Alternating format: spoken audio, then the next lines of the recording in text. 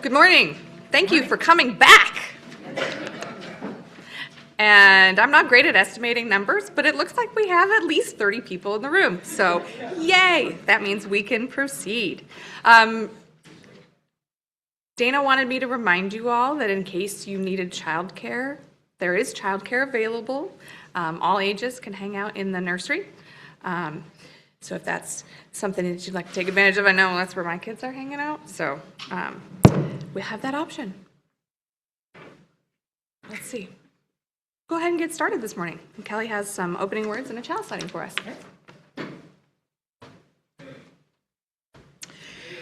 At this annual meeting, would this be the 79th annual meeting? Sure. At this 79th annual meeting, we remember those who helped build this place, those who are no longer with us, and we envision the fellowship to come. We join as stewards of this fellowship, here for now. A fellowship lives past and forward. It's like a relay, and for now, we hold the baton. 79 years strong, vibrant, growing, robust, ready, steady in our commitment to healthy governance. So let's relight our chalice with these words of James Vila Blake, adapted. Love is the spirit of this fellowship, and service its law. This is our great covenant, to dwell together in peace, to seek the truth in love, and to help one another. All right. Hopefully you've all signed in. You have any materials you need with you. For those of you that are joining us on Zoom, we will have comments can be read out into the room when necessary. So our first item on our agenda is an approval of the agenda and the meeting rules, which are summarized here.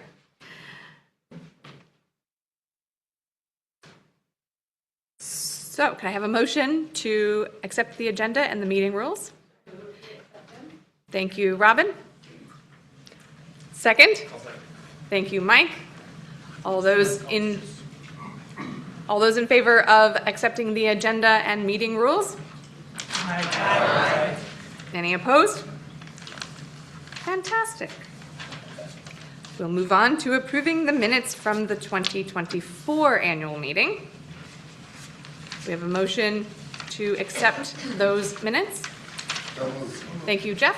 A second? Second. So, Sue Harper or Kaber? They tied. You decide. All in favor of accepting the 2024 minutes? Aye. Any opposed? Gotta remember we're waiting for Zoom polls. Yes, thank you. Sorry. I will slow down. Can you remind them Yes. on Zoom? We will vote by poll on Zoom, so it should pop up, right? It does. It pops up so you can vote, and we'll slow down here in Fellowship Hall. Oh, we're good. Okay. All right. Now we are looking at the 2026 budget, and I'm going to invite Stephanie Fox to come up and talk to you about that.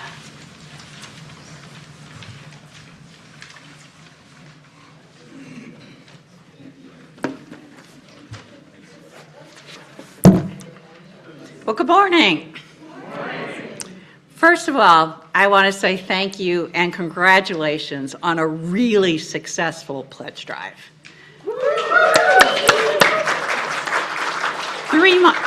3 months ago on Giving Sunday, Dan Howe stood up here and sang, "Will you commit?" And we chanted back, "We will commit." And we did commit. Our pledges increased over 14%. Wow. That is unheard of. So yes, give yourselves a round of applause. And also back on Giving Sunday, Robinson and I did a little skit where we expressed shock that in 2025, our salaries were greater than our pledges. Well, I am happy to say that in 2026, our pledges are greater than our salaries. And that's because the pledges went up. The salaries did not go down. The personnel cost was really the one line item in our budget that did go up. We proposed a 3% increase for staff salaries. Initially, there was discussion of 2%, but then once we got word that health insurance cost was going up almost 20%, that's a cost not only for the fellowship, but also for the out-of-pocket cost for the staff. So that was why 3% was decided upon for a staff salary increase. And for the most part, all other expenses are very consistent with prior years. We're not adding new programs. We're not deleting any programs. So everything else is consistent. That takes us down to the bottom line of a projected deficit of over $37,000, which is a bigger number, I know, than we have ever stood here and presented. But there's another source of revenue that we will be pursuing for this and for future years, and that's our endowment. And for a perspective from the endowment committee, Larry Kirsten is going to join us up here. Larry?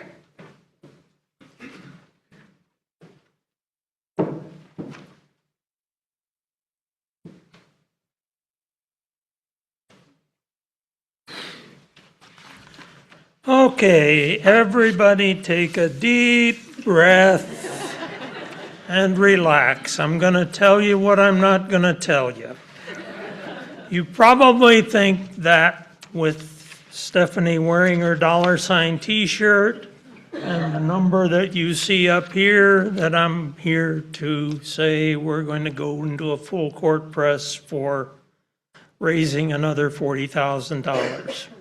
That's not why I'm here today, so relax. Okay, I want to talk a little bit about the endowment, and that's not a topic of a lot of enthusiasm, so I'll keep it mercifully short.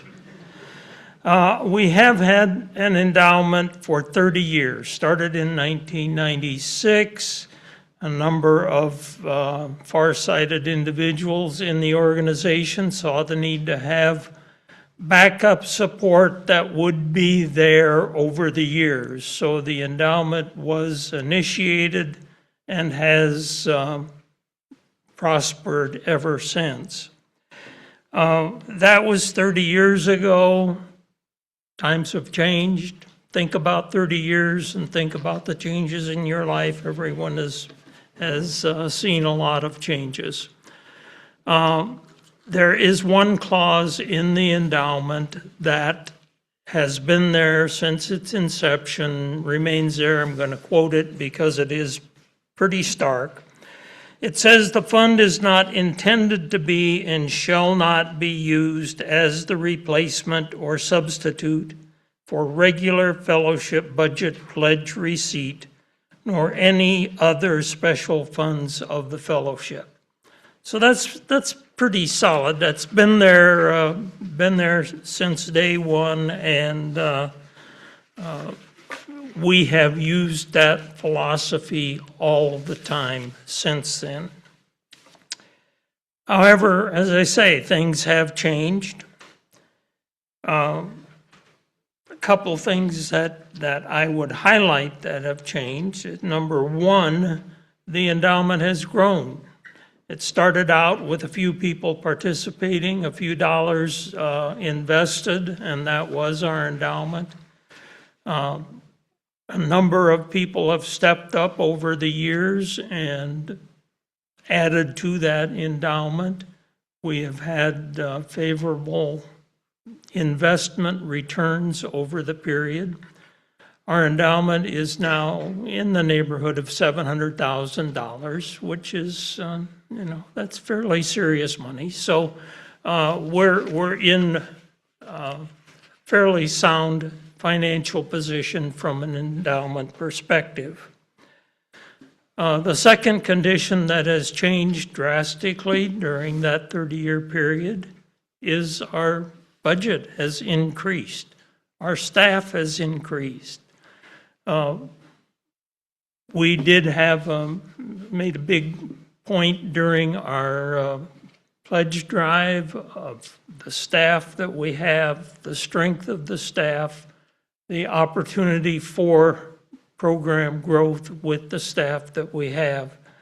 So that has changed, and as a result, the budget has changed. So here we are with $37,000 projected hole for the coming year.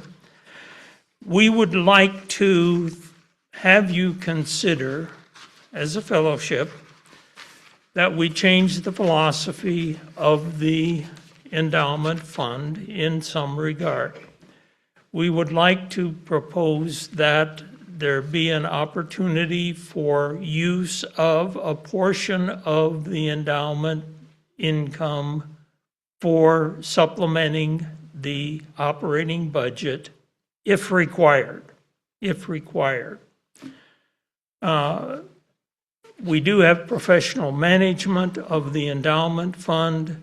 It has been doing well. Stock market's been doing well over the last few years. We would hope that we're able to maintain a return on assets of somewhere in the 6 to 8% range. We have done that over the years. And we would like to have the opportunity then to make available, not necessarily to say you have to use it, but to make available to the board possibly up to 5% of the assets each year for supplementing the operating budget. That would still, hopefully, be provide an excess that would allow the endowment to grow, would provide a backstop for our operating budget, and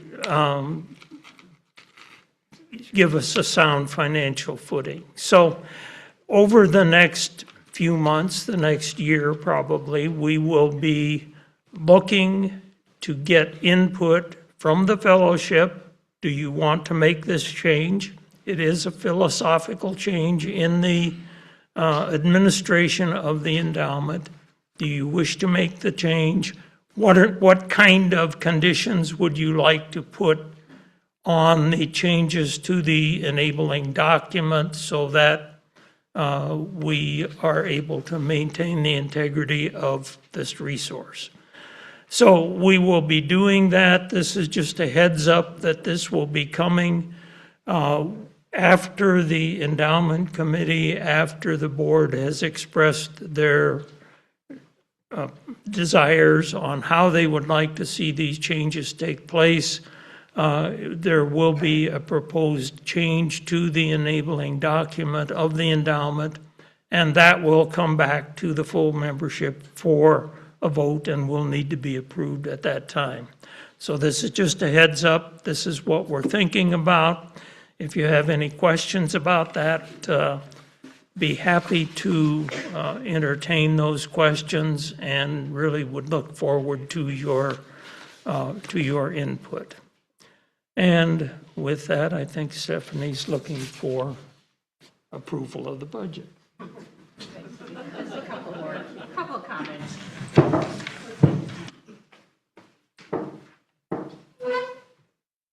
Yes, as Larry said, there's a lot of conversation to come, and that's why we did not put like a placeholder number in this budget from the endowment, because at this point in time, that would be premature. But I'm very confident that in a partnership with the endowment, we can make this a workable budget for next year. So in general, does anyone have any questions? I know I did get a question this morning in the hallway about the auction. We did make $8,700 on the auction this year. We are yes, another round of applause for us.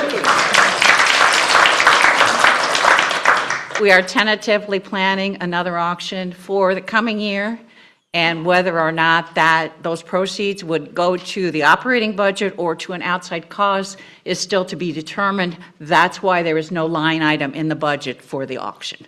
So that's another to be determined out there. Does anyone have any other questions? Okay, I'll turn it back to Tegan. All right. Were there any questions budget-wise on Zoom? No? Okay, wonderful. Okay, so we need a motion to accept the 26 budget as proposed. I make the motion. Thank you, Kay. We need a second. Second. Thank you, Dave. And are you ready to? Okay. Any discussion? Okay. All in favor of approving the budget? Aye. Any opposed? And we'll wait for Zoom. It's hard to be patient sometimes.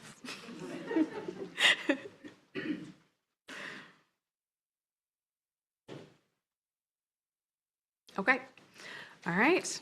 Thank you. I know it looks scary to have a big number like that in our budget, but I think the way that Endowment and Stephanie have been talking about it at the board, we feel like we're in a good place. We've got the right people staff-wise, and we're doing good things. So this is us living into all those comments about we want to do these things and we want to have these people in this to help us. So it's good. Next up, we have our nominations for the candidates for the board. Do we have? There we go. Fantastic. We have some new folks newish to the congregation who are joining the board. Titus and Shawnee. And Mary is going to stay on for another 2 years.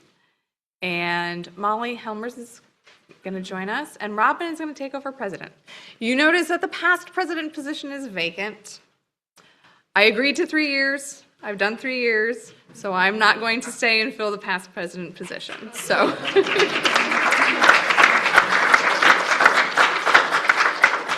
So I personally am excited as to where this group of folks could take us in the next year. So we'll vote on the whole slate of candidates. Do we have a motion to accept this slate of candidates? Thank you, Amber. A second? Second. Was that you, Kay? Mm-hmm. Okay. All right. All in favor? Aye.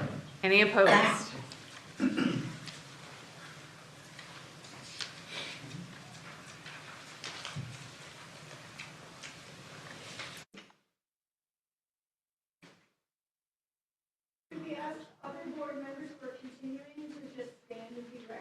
Sure.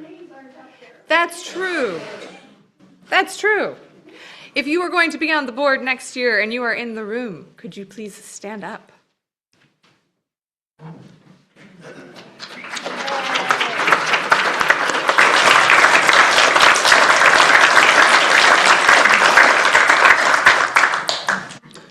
All right. Offertories. You may recall seeing the call for submissions. So we have our list here. Some of these are new. Some of them are good, reliable partners. So the Iowa Migrant Movement for Justice in January. United Theological Seminary UU Scholarship Fund in February. March is Interfaith Alliance of Iowa. April will be determined by our youth, which is always a fun one to see what they decide. May will be National Alliance on Mental Health Central Iowa. June, LGBTQIA Aims. July will be our UUFA Ministers Discretionary Fund. August will be Home Allies. September, KHOI Community Radio. October, CLF Worthy Now Prison Missionary. November, Food at First. And December, Bridge Home. And new for this year, in months that we have a fifth Sunday, the offertory there will support the minister's discretionary fund here. So, we need a motion to accept this. Little question. In February, the last sentence there, it says funds received specifically go to help prospective students. I presume that's meant to be form and not from. It's really both. It's really both. You use students who are at seminary to encourage their identity, form and from their identity. Yep. Thank you. All right. To be clear, United is technically a United Church of Christ school, but they have a very ecumenical student body. There are lots of traditions that go to United because it's kind of a centralized hub in the Midwest. We'll talk lots about it in February. Okay, so more information to come about the February recipient in February. If you have questions, maybe Kelly would be the right person to ask about those. Okay. What does the minister's discretionary fund go to? I haven't heard much discussion of it over the years. Yeah, I think that would be a good idea. We have this, it's just what it says. The minister has discretion over how these funds are spent. And almost exclusively, it goes to people in need who contact the fellowship, either people inside or from the community who need some support. Just got a call today for somebody who needed a little money to tide them over, to get some things that their SNAP benefits would not provide. We never give cash to anyone. We often will give a gas card, or if we're helping with rent, we go directly to the landlord to help with that. But it is, it's kind of an emergency assistance fund at the discretion of the minister. Is that helpful? Yeah. Does it relate to Good Neighbor? It does not. And often when I get a call, I'll ask people where else they've gone to. Have they checked out Good Neighbor? Have they checked out Bridge Home? Have they gone to Food at First? Other things like that. So we're helping people to access the resources that they need. So yeah, I'm happy to talk more about it. We have not had a specific method of refilling that tank. And so that's why we've got it in here for July, when we don't have services on site in the fellowship, but we'll make a special ask. I think there are another couple. There's a request online, before we go into more Q&A, there's a request online that we use the handheld mic for questions from the audience. So if you have a question, and could you raise your hand and we can have someone run the mic to you so that they can hear the question online?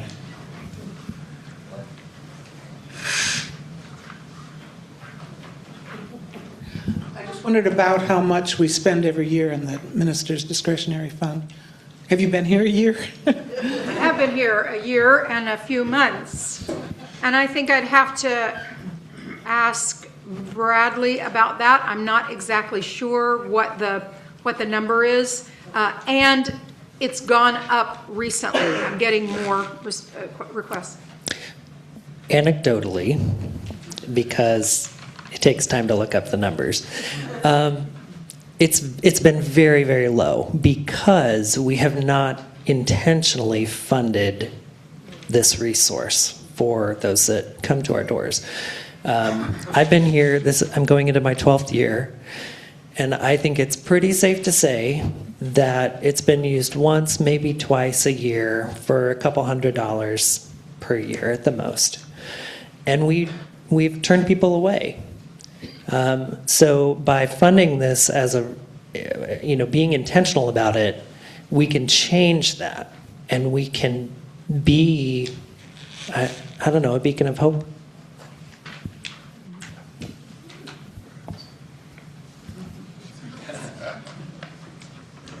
Yeah, as times are hard for many of us, it's nice to have the opportunity to help folks out that are in our community or not. So, yes, we have another question. Hang on a second, Jeff.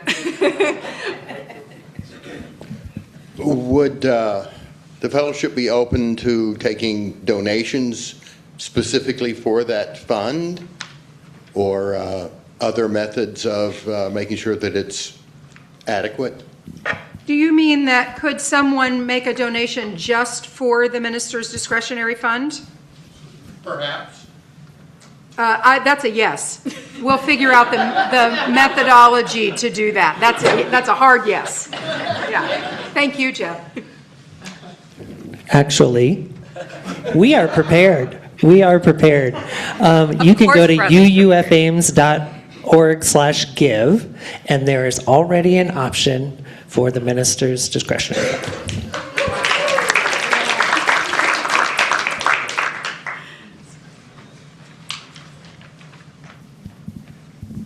So this is obviously for anyone in the community, but also the larger community and how do people find out about this? Sorry, the social worker in me wants to know how these things are, advertised or not. Like, I don't know. They're not really advertised, and often people in need know that churches and congregations are places to go for help. So I tried this place or this place or this place. And not unlike some other things with Unitarian Universalism, we think if people are smart enough to find us, they'll figure out what they need to do. So I think we could talk about this, social worker, about what might we do to make it more known in the community, related to the robustness of our resources. Right. Right? We don't want to get in a situation where we are unable to help when people come here. So I think there's a little balance with that. I'd love to talk to you more about that, Amy. Sure. What ways we might do that. I have to learn too, because I'm sort of like Yeah. a private person in my practice, so I don't Sure. know a lot about what's going on. But I would think, stuff like at the library where there's Bridge Home, and like those might be ways. Right. But I hear what you're saying about not wanting it to be known to the point that it overwhelms the resources. We would have to really have a big fund to be the one to answer all the need. I think what I hope is when somebody calls me and needs a little help with rent and they're not able to get it from somewhere else, or they need to get some groceries to get through the weekend, and Food at First was not, whatever it is that they need, that we would be able to provide that in kind of a micro loan way. I think of these as micro loans. Yeah. I think just to add to that, I hope we can build a culture within the fellowship for helping our members. So, I think that's not something that we've done necessarily. And I can think of some people that might have accessed had we had a culture for helping members as well as external people. I say all the time that we are mutual aid for each other, and this is part of what that means. Tegan, let me get out of here. No, you're the one with the answers to these questions. So it says ministerial discretionary fund. That's you. I'm happy to talk more about this if anybody wants. Mary wanted us to share online a little bit more about CLF, and she specifically had mentioned that CLF is the church of the larger fellowship, the way the UU support UUs in prison. And that I don't think it came very clearly through the bulleted list on the slide, so she just wanted to clarify. Yeah, there's more information in your packet of resources, which you have all read, I know, before you came this morning. Yeah, CLF, Church of the Larger Fellowship, includes some 2,000 members who are currently incarcerated. And if you know anything about the prison industrial complex, you may know that there are a number of churches, Christian churches, evangelical churches, and more, who have very strong presence in prison ministries. And Unitarian Universalism is making an inroad into a different kind of place for people who don't find their home in one of those. So CLF is really important, and I invite you to their website, Worthy Now. If you Google Worthy now, you'll find prison ministry for that. I'll talk more about that too if you like. All right. Can we get a motion to accept the offertories? So moved. Thank you, Denny. And a second? Thank you, Amy. All in favor? Aye. Any opposed?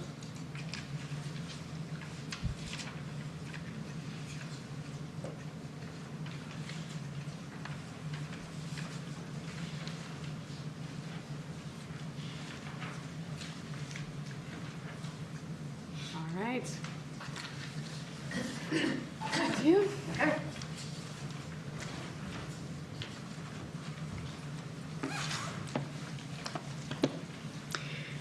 Well, we have special recognitions. I say the gratitudes every Sunday because it takes so many people to make this place work. And these are specific.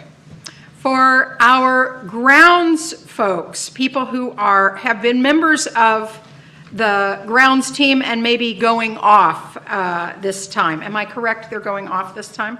Not necessarily. Oh, we're just thanking you for your good work. Excellent.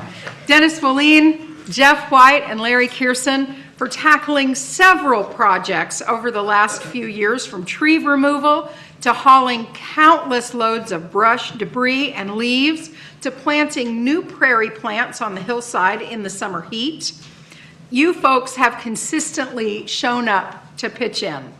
Dennis even braced the Memorial Garden fence when it fell down a couple of weeks ago in the cold and snow. I didn't even know that happened. Well done. Well done.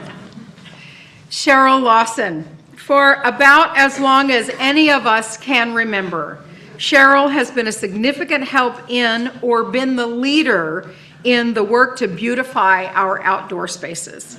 Since retiring, in particular, Cheryl has often been here nearly every day of the week, diligently planting and pulling and trimming and weeding and so much more. As we acknowledge these folks with our gratitude, we also extend the ask to be a part of this work that keeps this place beautiful and welcoming. And when you come, you go, oh, that's so pretty. Even the stuff that we don't see. It is a well cared for place. So thank you, all of you.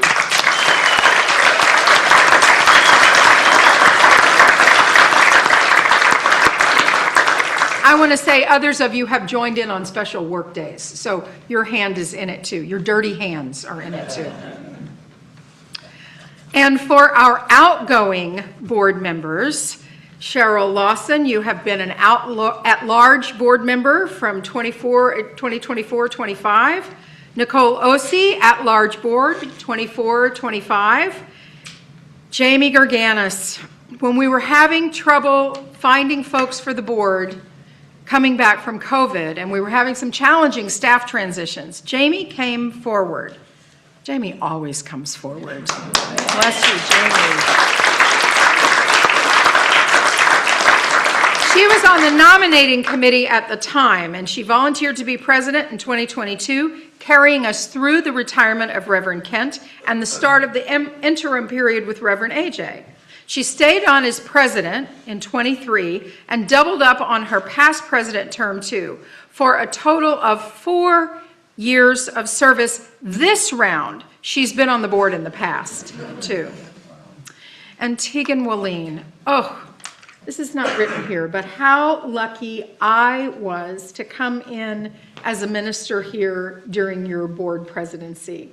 Tegan and I have met, well, we started off weekly, and then we dropped off, and we've had wonderful conversations about the health and life and vision of this place. Tegan came on as VP in 2023 and stayed for 2 years as president. You provided steady leadership as we searched for a minister and settled into this new ministry. To Tegan, Jamie, Nicole, and Cheryl, thank you so much for your leadership and service.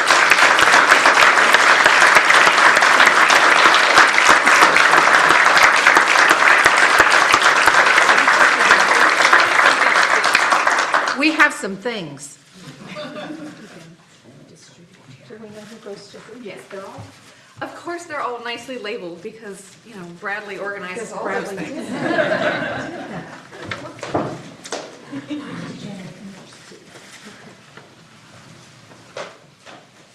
Got a little heft to it.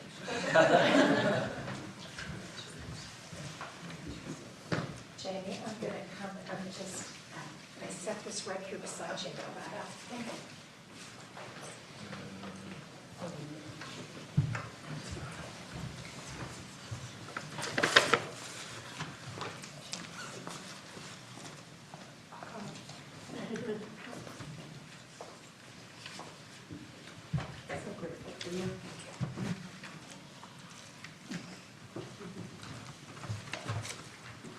Does this conclude the business of the meeting?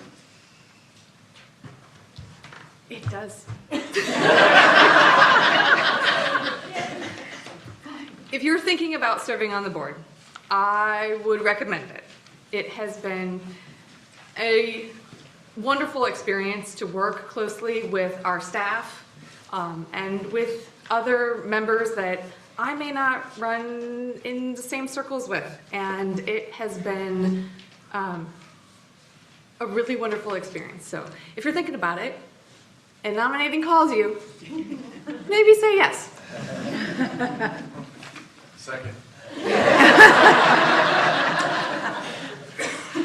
I think in closing, I just want to say one more word about our staff. Bradley, Dana, Madison, Amanda, and I have a wonderful time together, and it is a joy and an honor for us to serve you as you live out your ministries, as you live out these values in the world. So thank you for the opportunity to do that with you. I'll say these words for extinguishing our chalice. These are my favorites, and you've heard me say them before. Take courage, friends. The way is often hard, the path is never clear, and the stakes are very high. Take courage, for deep down there is another truth. We are not alone. Blessed be, and go in peace.